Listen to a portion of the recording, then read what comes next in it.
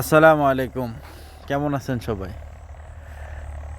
আমি আজকে একটা বিষয় দেখে আসলে নিজেকে আর কন্ট্রোল করতে পারলাম না। তার জন্য এসে লাইভে এসে বলতে হচ্ছে যে জুবায়ের নামে একটা ছেলে, উনি কিছুদিন আগেও ওনার বাপ মাকে বাদ দেয় নাই, ঠিক আছে?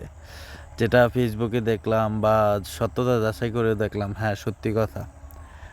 উনি এর দুদিন আগেও দেখলাম যে উনি এক মেয়ের সাথে অবৈধ সম্পর্ক করে মিলামেশা করে, তাকে বিয়ের চলবন দেখিয়ে মিলামেশা করে তাকে বিয়ে করবে বলে, ঠিক আছে? তাকে বিয়ে করে নাই, ঠিক আছে?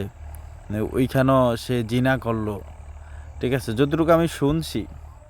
তারপরও সে একজন প্রখ্যাত আলেম, কোটি সুন্নি জনতার মাথার তাজ মুফতি গিয়াসউদ্দিন আত-তাহিরি সাহেবের নামে একটা মিথ্যা রটাইয়া দেওয়ার জন্য, একটা গুজব ছড়াইয়া দেওয়ার জন্য সে লাইভে এসে বলতেছে যে মুফতি গিয়াসউদ্দিন সাহেব নাকি পালিয়ে গেছে।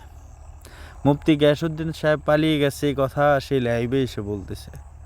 আচ্ছা, আমি তোমাকে বলবো জুবায়ের, তোমার আব্বা আম্মাকে যে তুমি খাবার দাও না, তো মুফতি গিয়াসউদ্দিন সাহেব কি সেটা কোনো আপিলে এসে বলেছে যে জুবায়ের তুমি তোমার আব্বা আম্মাকে কেন খাবার দাও না?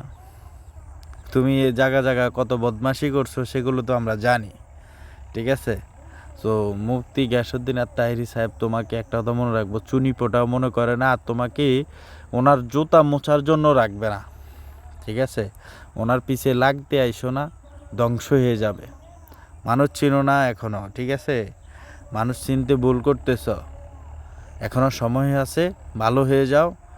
ভালো হইতে আসলে পয়সা লাগে না, ঠিক আছে? তুমি জাতির কাছে এসে ক্ষমা চাও, কারণ তুমি মিথ্যাচার করেছো, তুমি মুনাফেক। ওকে।